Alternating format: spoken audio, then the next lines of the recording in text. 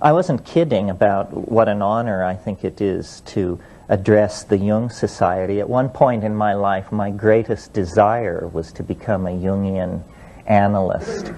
And I had the good fortune of coming upon Jung very young.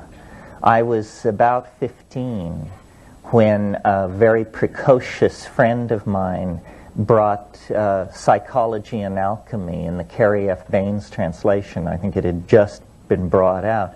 And we were stunned, and we read it from cover to cover, and then went on to Mysterium Conjunctiones, Ion, the studies in the phenomenology of the self.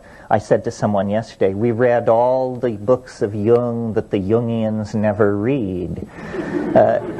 They seem to stop up there toward the front of the line with the archetypes of the collective unconscious and the personality type. But to my mind, it was the late stuff that was fascinating.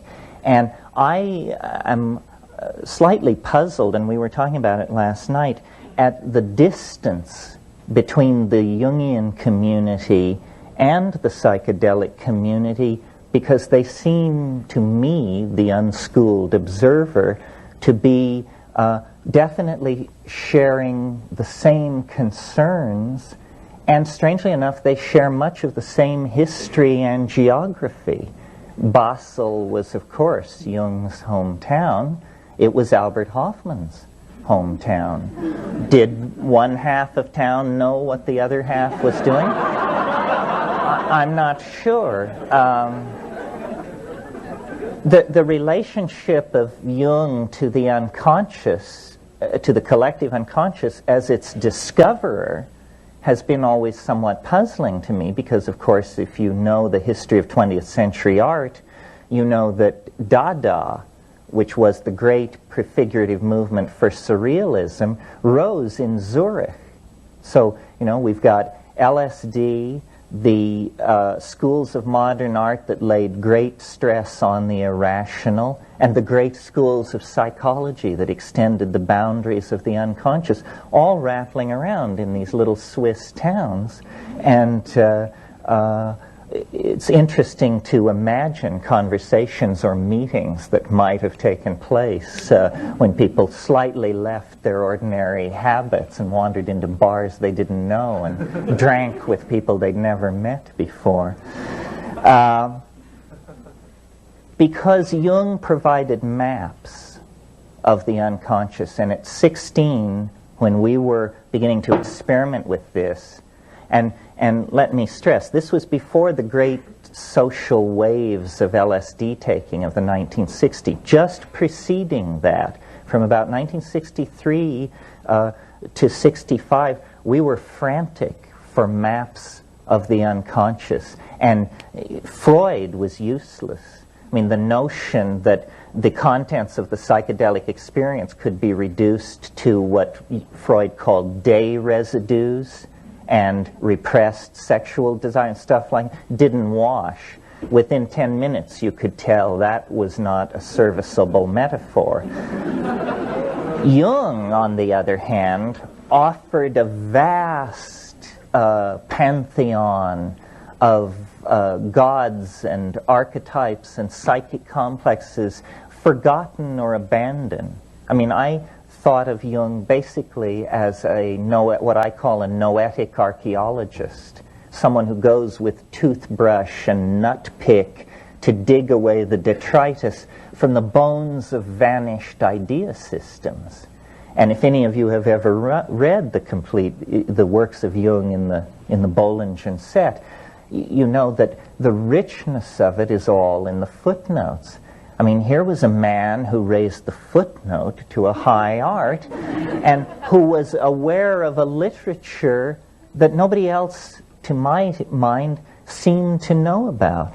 That Jung's references reach 1,000 years deep into the past with great density of reference. I mean, this is where I learned about Macrobius and Dositheus and Dionysius, the pseudo-Areopagus, and all those folks that you just never hear about. It was my introduction to the underbelly of Western civilization was through Jung.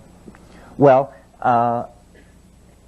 to my mind, and now I'll theme this in to today's theme, I think Maria mentioned that Jung did not have a lot to say about shamanism. He came to it late in his life, and he had already worked through the exegesis of the symbol systems of the European mind, and so he was sort of content to indicate shamanism as an area where more work was to be done.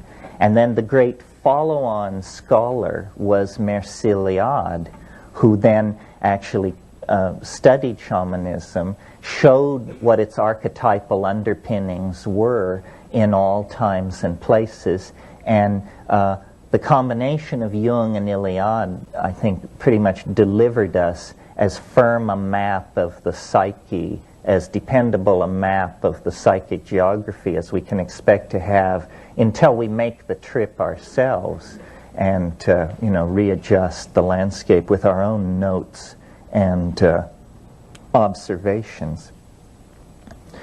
For Jung, the great path into the unconscious was alchemy. And alchemy is an interesting, pivotal domain, because I think we could, in a way, say it lies halfway between the concerns of an archaic shamanism and halfway between the concerns of a quasi-scientific psychedelic attempt to explore consciousness. Merciliade wrote a brilliant book on alchemy called The Forge and the Crucible, which is the bridge to show you how you go from Jungian psychology into an understanding of alchemy that approximates Iliade. The notion for the alchemists that Jung brought forth very strongly was the idea of projection of psychic contents, projection of the active imagination onto processes and objects in the exterior world. In the case of the alchemists, it was the swirling chemical processes in their alembics, in their alchemical vessels, that they projected the great round of the archetypes on to these chemical processes. They saw crystallization, sublimation, separation as statements about the contents of the psyche as much as statements about the exterior world, because for them the firm division between mind and matter, the firm ontological division between mind and matter that is built into Western thinking now, did not exist.